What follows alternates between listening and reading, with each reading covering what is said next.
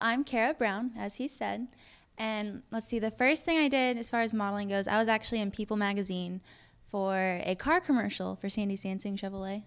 And then I was a spokesperson for Comfort Zen, the mattresses. So that was kind of a cool thing to do. And then my first movie ever was Straw Dogs with Kate Bosworth and James Marsden. And the director was Rod Lurie.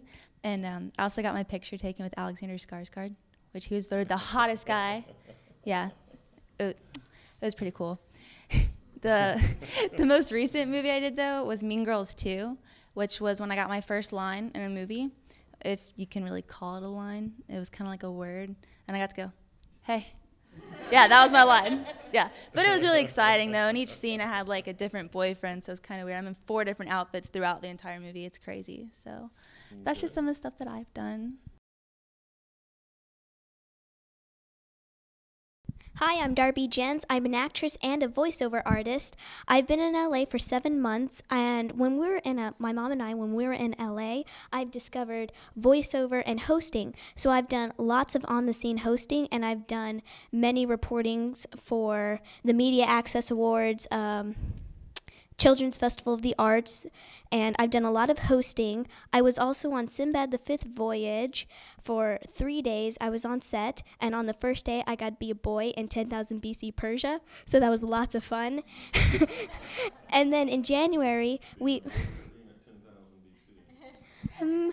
being a boy because I had a turban, and I was in all the cool old-timey clothes, and I got to run around in dirt. So lots and lots of fun. And then in January, my mom and I have to go back out in LA because I booked a pilot called Kids on the Porch. So that's what I've been doing.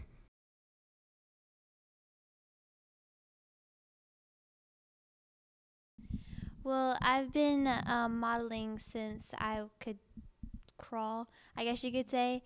I've been with Miss Sylvia's talent agencies since ever, and but recently I've just gotten into more of the music field, and in the last year I've been able to learn the guitar and write a song and shoot a music video for it, and the premiere party is next week. So I'm very excited for this. Everybody get invited? Sure, yes.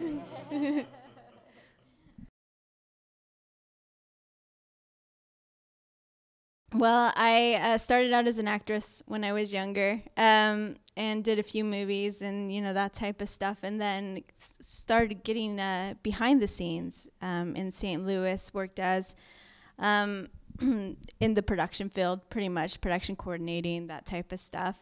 So then when I moved out here with my husband and I found out there was a lack of film out here, I decided to make my own film. And so I produced and wrote Finding Her Way Home, which is a very personal story for me, and will be premiering here soon, so we're very excited about that. In the meantime, I also wrote a couple of books. The Triangle Shirtwaist Factory is my first book. I started writing it when I was 15, 10 years of research. Yes, that's the Triangle Shirtwaist Factory. It was kind of a labor of love. It took me 10 years to research about the Triangle Shirtwaist Factory to get it out there and kind of really tell the story well. And I really wanted to do that for those people. And then next came A Tendency Towards Love, which was my latest book. That one didn't take as long to write, luckily. But it was also a labor of love as well.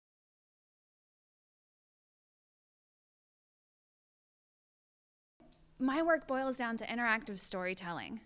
So telling a story in just one way that's non-communicative isn't really what I've been up to. So doing things as far as, and the bad thing about that is you have to explain all of them because it's not mainstream yet. But I've done Simulifes, alternate reality games, interactive storytelling. The India project that Don mentioned is a 2-way interactive satellite mobile broadcasting system where we sent feeds out to people all over the world, and they could interact with us picture in picture while we were in the field. Now I'm here working with Rise Creative Group. They're a digital agency that builds everything from static websites to mobile applications to transmedia, and that's why I'm there, is for the transmedia aspect. Why don't we start with that? Because I had so many questions about the ethnobotany video.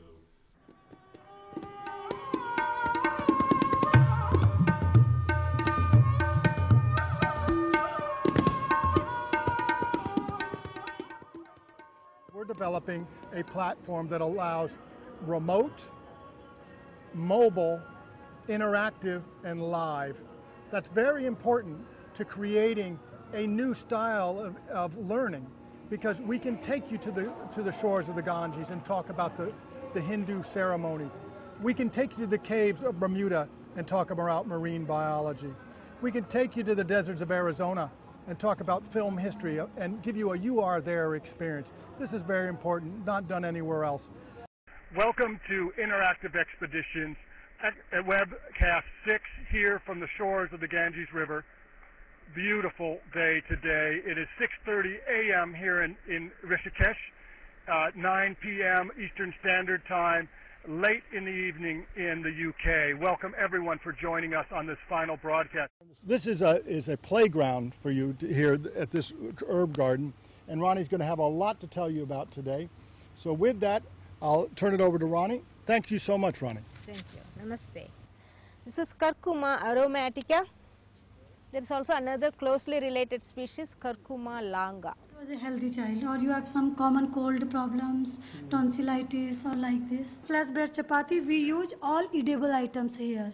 Okay. This is just a plain flour, nothing else added to that. Either we use the black grains. So it should not only that it should be colorful, it should be aromatic. Is that right? It's not necessary, but it always adds to the rangoli. You see this, it's brown. You may think it's a fruit, it's not. It's actually the dried coconut. So the walls are made of concrete, white marble, and inside it's almost like a prayer hall. And now you were involved in that as a student, or? I was not the teacher. Ronnie, the Indian one, was the teacher. I was there as the assistant producer and director. Interactive Expeditions is a strategic partnership between the University of Central Florida and Cobham, which is the business that gave us the satellites and our camera gear called Domo. The technical requirements were huge, technical and security, because we had a very small team because we wanted our footprint to be as small as possible. And so making sure there were eyeballs on all of our equipment and all of our people to keep everything safe was huge. And the funding for this was provided through University of Central Florida, or how did that work? It was through mostly Cobham and a partnership with the High Tech Corridor. It's a combination between the High Tech Corridor, which supports UCF, USF, and I believe UF. So once you're in the triad, you can submit grants for them, and they do matching grants. So Cobham donated a significant amount, and the High Tech Corridor matched a percentage. Now, were you involved in that process at all? The actual arrangement of the grants and approaching companies and? I was lucky enough with India to start at the ground up. We'd been working with Cobham since the beginning. India was the second big third, fourth. A while into their journey, we did India. So we had a solid relationship with Cobham, and the High Tech Corridor had been supporting us along the way on the previous expeditions.